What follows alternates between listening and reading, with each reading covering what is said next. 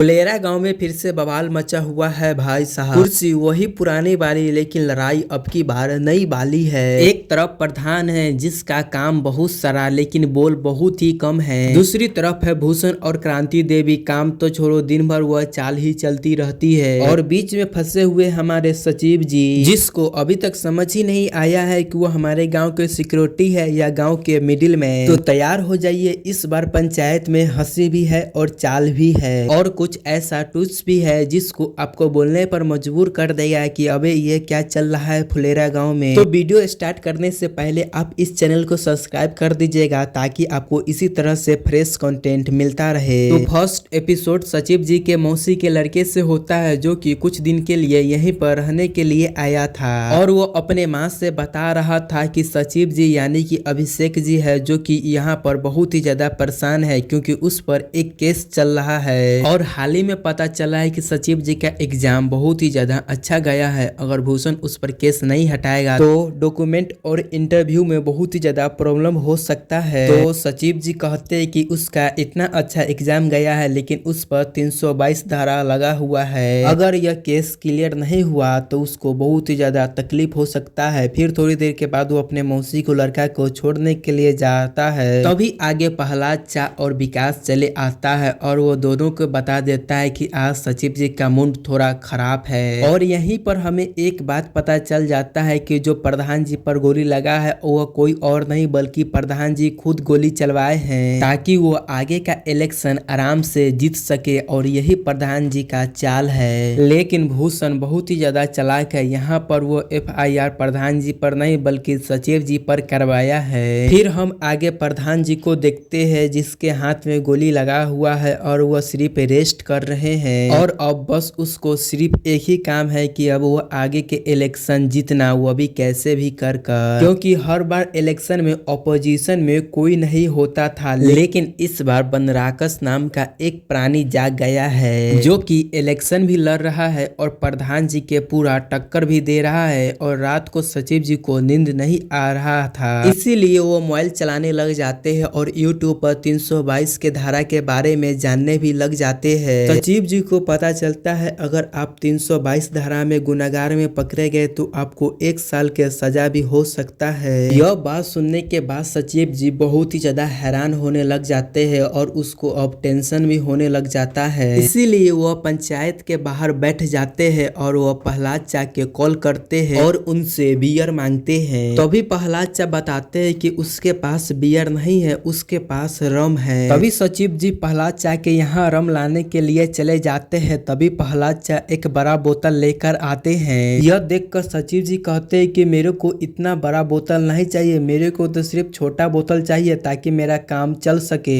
तभी प्रहलाद चा कहता है चलिए ठीक है, मैं आपको साथ देता हूँ और हम दोनों मिलकर इस बोतल को आधा आधा खत्म कर देते हैं। फिर उसके बाद विकास और खुशबू दोनों सो रहे होते हैं। तभी दोनों आपस में बात करते हैं कि प्रहलाद चा ने जो पैसे उन्हें दिया है उन पैसे से हम लोग एक जमीन ले लेंगे और जो पैसा बच जाएगा वो पैसा प्रहलाद चा को वापस कर देंगे या उसी पैसा से हम लोग FD बनवा लेंगे। तभी उन दोनों को अचानक से जोर जोर का आवाज सुनाई देता है और इन दोनों को लगता है कि होगा कोई पियक्कर जो कि ज्यादा नशा में चिल्ला रहा होगा। तभी हम दूसरी तरफ देखते हैं कि आवाज किसी और की नहीं बल्कि सचिव जी के होता है, जो कि भूषण के ऊपर गुस्सा कर रहे होते हैं और प्रहलाद चा के सामने भूषण के खिलाफ पूरा प्रोसेसर निकाल रहे होते हैं। सचिव जी कहते हैं कि इतना गंदा आदमी मैंने अपने लाइफ में कभी भी नहीं देखा है, अगर वो मेरे सामने आ जाएगा तो मैं उसे मार दूंगा। सचिव जी यह सारा बातें चिल्लाकर बोल रहा था। तभी वहाँ पर विकास चले आता है क्योंकि विकास देखता है कि कोई जोर जोर से आवाज लगा रहा है, इसीलिए वो यहाँ पर आया और यह सब जब वो देखा तो वो भी यहाँ पर बैठ जाता है और शराब को पीने लग जाता है। और सचिव जी कहते कि भूषण वैसे भी मेरा जिंदगी खराब करने ही वाला है, एक थप्पड़ की वजह से उसने उसको ही ऊपर केस कर दिया है। अब उसने केस कर ही दिया है तो अब मैं उसके ऊपर एक चप्पल मार कर आऊंगा, अब वो मेरा क्या ही कर सकता है। फिर उसके बाद विकास और प्रहलाद चा जाने लग जाते हैं, लेकिन जाने से पहले वहाँ पर रखा हुआ चखना विधायक के घोड़ा को यानी कि तारा को खिलाने लग जाते हैं। लेकिन जब वो घोड़े को चना खिला रहे थे तभी सचिव जी को एकदम से पूरा मुंड बदल जाता है और वो यहाँ पर उन दोनों से कहने लग जाते हैं कि मैं भूषण से माफी मांग लूंगा ताकि वो केस वापस ले ले। तब विकास कहता है कि यह काम मैं सुबह भी कर सकता हूँ। तभी सचिव जी कहता है कि नहीं, यह काम सुबह नहीं कर सकता हूँ, उस इंसान के सामने जाने से पहले मुझे नशे में रहना जरूरी है। फिर वो भूषण के घर तक पहुँच जाते हैं और दरवाजा लगा हुआ था, इसीलिए विकास जी दीवार छड़प कर जाने लग जाते हैं। लेकिन तभी क्रांति देवी और भूषण जाग जाते हैं। तब यह दोनों जाग जाते हैं। तभी सचिव जी उन दोनों से माफी मांग लेते हैं और कहता है कि यह केस आप वापस ले ले। लेकिन भूषण भी कोई आम आदमी नहीं ना, वो तो बहुत ही खतरनाक चालाक आदमी है। तभी भूषण यहाँ पर कहता है कि प्रधान जी पर जो गोली चला है ना, इसमें मेरा भी नाम है और इसीलिए मैं चाहता हूँ कि उस FIR में से आप मेरा भी नाम हटवा दे, तब जाकर मैं अपनी FIR को वापस ले लूंगा। फिर यह सब बात भूषण जब सचिव जी से कहता है तब सचिव जी सोचने लग जाते हैं कि यह काम करना चाहिए या नहीं करना चाहिए। इसीलिए वो अगले दिन प्रधान जी के घर पे पहुंचती है। तभी वहां पर रिंकी उसे बताते हैं कि वो अब MBA के पढ़ाई नहीं कर सकती है, इसीलिए वो सारा बुक उनको वापस कर देती है। फिर प्रधान जी को मालूम चलता है कि सचिव जी को नौकरी के लिए उनका FIR में से नाम हटाना जरूरी है। तभी प्रधान जी भी मान जाते हैं कि वो भूषण के नाम हटवा देंगे। आखिरकार सचिव जी प्रधान जी के लिए इतना कुछ तो किया है, प्रधान जी भी तो कर सकते हैं। दूसरी तरफ हम देखते हैं विधायक जी को, जो कि अपने एक लड़का को बहुत ज्यादा पीट रहे होते हैं क्योंकि उसको शक होता है कि यही लड़का प्रधान जी के ऊपर गोली चलाया है। लेकिन वो लड़का बार बार विधायक जी से कह रहा होता है कि जब उस पर गोली चलाया गया था तो हम वहां पर नहीं थे। विधायक जी को आखिरकार समझ ही नहीं आ रहा था कि प्रधान जी के ऊपर उनके किस लड़का ने गोली चलवाया है। फिर तभी उसी जगह बनराकस के पूरा टीम उस जगह पर चले आता। फिर भूषण बताता है कि प्रधान जी ने जो केस किया था ना, उस केस में से मैंने अपना नाम हटवा लिया है। यह बात सुनने के बाद विधायक जी बहुत ही ज्यादा बौखला जाते हैं और वो कहते कि हम एक टीम थे लेकिन अब तुम मतलबी हो गए हो और FIR में से सिर्फ तुम अपना ही नाम हटवा लिया। फिर विधायक जी कहते कि उस FIR में से वो उसका भी नाम हटवाए। फिर उसके बाद सभी पुलिस स्टेशन पहुंचे तो भूषण सचिव जी से कहता है उसका भी एक छोटा सा और डिमांड है, उसे प्रधान जी के FIR से उसमें से विधायक जी का भी नाम हटवाना है। तभी यहाँ मंजू देवी भी खड़ी हुई होती है और वह सारा बात सुन रही थी। फिर उसके बाद पुलिस वाला भी सुनता है कि इसमें से भूषण और विधायक जी का नाम हटवाया जा रहा है। तभी पुलिस वाला कहता है कि इसमें से विधायक का ही खतरा है क्योंकि दोनों ने ही गोली नहीं चलाया है, तो क्या प्रधान जी खुद गोली चलवाए हैं। इससे प्रधान जी के ऊपर जांच हो सकती है और इससे पब्लिसिटी भी माना जा सकता है क्योंकि इलेक्शन नजदीक आ रहा है। फिर थोड़ी देर के बाद सचिव जी और मंजू देवी बाहर जाते हैं और वो प्रधान जी के कॉल करते हैं। फिर प्रधान जी यहाँ सचिव जी से कहते हैं कि तुम भूषण और विधायक जी के नाम हटवा दो, वह सब कुछ संभाल लेंगे। फिर उसी टाइम वहाँ से विनोद बाहर आता है और विनोद सचिव जी से कहता है कि उसका भी एक छोटी सी डिमांड है कि जो विधायक जी के घोड़ा सितारा तुम्हारे पास है ना, वो भी घोड़ा उनको वापस चाहिए। लेकिन अब हद हो चुका था, इसीलिए सचिव जी और मंजू देवी यहाँ से चले जाते हैं। यह देखकर बनराकस पूरा हैरान हो जाता है कि उसने क्या गलती किया है। तब पुलिस वाला उन्हें समझाता है कि वो लोग मान गए थे तो तुम्हें डिमांड पर डिमांड रखना क्या जरूरत था। अब हम अगले दिन देखते हैं कि इलेक्शन की तैयारियां शुरू हो गया था और यहाँ पर प्रधान जी अपना कैंपेन कहाँ से शुरू करे, इसीलिए सचिव जी विकास और प्रहलाद चा एक ऐसी जगह खोज रहे थे जहाँ पर मंजू देवी साफ सफाई कर सके। इसीलिए वो पहुँचते हैं अपने ही स्कूल के एक टॉयलेट में जो कि बहुत ही ज्यादा गंदा है। जब वो लोग टॉयलेट को देखते हैं तो वो हद से ज्यादा गंदा निकलता है। प्रहलाद चा यहाँ सचिव जी से कहते हैं कि प्रधान जी तो उस गोली से बच गए थे, मगर इस टॉयलेट को देख लेंगे ना तो जरूर मर जाएंगे। इसीलिए वो दूसरी जगहों को साफ करने के लिए चले जाते हैं। कुछ जगह ऐसा साफ था जिससे वो लोग साफ करेंगे तो गांव वालों को लगने लग जाएगा कि ये लोग नाटक कर रहे हैं। फिर बनराकस के पूरी टीम इनको देख लेते हैं कि ये प्रधान के लड़का सब क्या कर रहा है। फिर सचिव जी टंकी के पास पहुंच चुके थे जहां पर बहुत सारा गंदगी था, इसीलिए वो सोचते हैं क्यों नहीं प्रधान जी और मंजू देवी को यहाँ पर ही लाना चाहिए साफ सफाई के लिए। दूसरी तरफ हम देखते हैं कि प्रधान जी इलेक्शन की सारा तैयारियों में जुड़ चुके थे।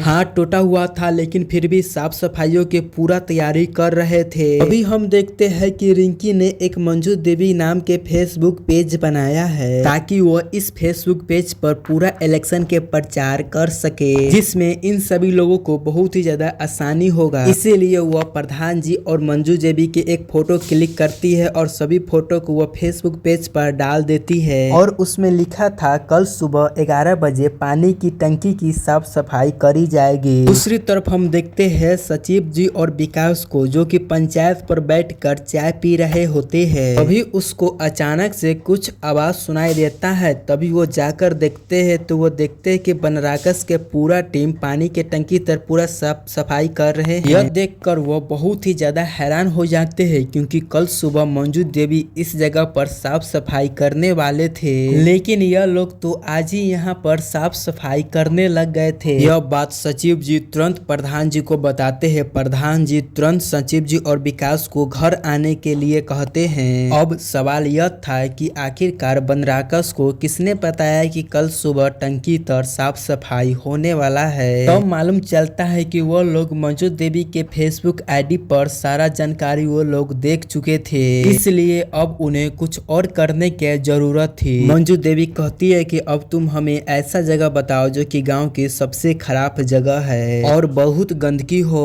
मगर वो एक ही जगह था और था वो स्कूल के टॉयलेट। इसीलिए वो सोचते हैं कि वो आज ही जाकर वहाँ के स्कूल के टॉयलेट साफ कर देंगे और प्रचार को शुरू कर देंगे। फिर जैसे ही वो सभी लोग घर से बाहर निकलता है तो वो देखता है कि माधव साइकिल पर बैठा हुआ होता है और इन सभी लोगों पर वो नजर रख रहा था और वो पल पल का न्यूज बनराकस को बता रहा था, यानी कि उसे जैसे ही पता चलेगा कि वो जहाँ जा रहा है साफ सफाई करने, वो उससे पहले ही जाकर साफ सफाई कर देगा। अब मंजू देवी कहती है कि आखिरकार हमें इन लोगों से कब तक डर कर रहना होगा। तभी सचिव जी स्कूल के प्रिंसिपल के कॉल करके कहते हैं कि आप वहाँ के टॉयलेट को बुक कर दीजिए, लेकिन तभी पता चलता है कि वहाँ का तो प्रिंसिपल नशे में धुत पड़ा हुआ है। तब प्रधान जी की पूरी टीम स्कूल की तरफ बढ़ने लग जाता है। अभी बीच रास्ता में बनराकस चले आता है क्योंकि बनराकस को नहीं पता चल पाया था कि वो लोग कहाँ साफ सफाई करने के लिए जा रहे हैं। इसीलिए बनराकस उसके पास आता है और कहता है कि हम लोग भी आपके साथ चलेंगे, लेकिन प्रधान जी को बिल्कुल मन नहीं था कि बनराकस के साथ हम लोग चले, लेकिन गांव के बहुत सारे लोग उनके साथ थे, इसीलिए यह बात उनको मानना पड़ा। तो प्रधान जी सभी गांव वाले के इधर उधर गांव के कोने में घुमाते हैं ताकि सभी गांव वाले अपने घर चले जाए, लेकिन बनराकस नहीं मान रहा था। फिर बनराकस को टीम को पता चलता है कि प्रधान जी दरअसल गांव के तो स्कूल में साफ करने के लिए आए हैं। तभी सभी लोग गांव के स्कूल के टॉयलेट की तरफ भागने लग जाते हैं। वह उसे बुक करने वाले थे और वो उसे साफ करके अपना प्रचार करने वाले थे। तभी दोनों टीम के बीच जमकर लड़ाई होने लग जाता है। तभी वहाँ पर स्कूल के टीचर चले आता है और वो कहता है कि आप लोग पहले लड़ लीजिए, तब तक हम फ्रेश होकर आ रहे हैं। अभी यहाँ पर मंजू देवी भड़क जाती है और वह क्रांति देवी और भूषण जी से कहता है कि आप लोगों ने मेरे पति पर गोली चलवाए हैं, इससे बुरा आप क्या ही कर सकते हैं, और अगली बार जब आप लोग गोली चलवाइएगा तो सीधा सीना में चलवाइएगा। मंजू देवी भी यहाँ पर थोड़ी सी सिंपैथी ले लिए थे। गांव वाले भी कहीं न कहीं मंजू देवी के तरफ हो गए थे, इसीलिए यहाँ पर भूषण कुमार और क्रांति देवी को जाना पड़ जाता है। और अब टीचर भी बाहर आ चुके थे, इसीलिए मंजू देवी उस गंदे टॉयलेट को साफ करने के लिए अंदर जाने लग जाते हैं। दूसरी तरफ बनराकस को बहुत ही ज्यादा गुस्सा आता है क्योंकि वो वहाँ से खाली हाथ चले आए थे, इसीलिए बनराकस कहता है अब हम कुछ ऐसा करने वाले हैं जिससे हमें खूब ज्यादा सिंपैथी मिलेगा। दूसरी तरफ हम देखते हैं कि मंजू देवी उस टॉयलेट को साफ कर दिया था और गांव वाले बहुत ही ज्यादा ताली मार रहे थे क्योंकि यह बहुत ही बड़ा काम था। फिर उसी जगह पर भूषण कुमार आ गया था जो कि अपना सर को एक पिलर से मार लिया था, जिससे उसके सर पर चोट लग गया था। लेकिन क्रांति देवी यहाँ पर सभी गांव वाले से कहते हैं कि प्रधान जी हमारे पति के ऊपर पत्थर चलवाए हैं, वो उन्हें मरवाना चाहते हैं। हम लोग तो चुपचाप घर जा रहे थे,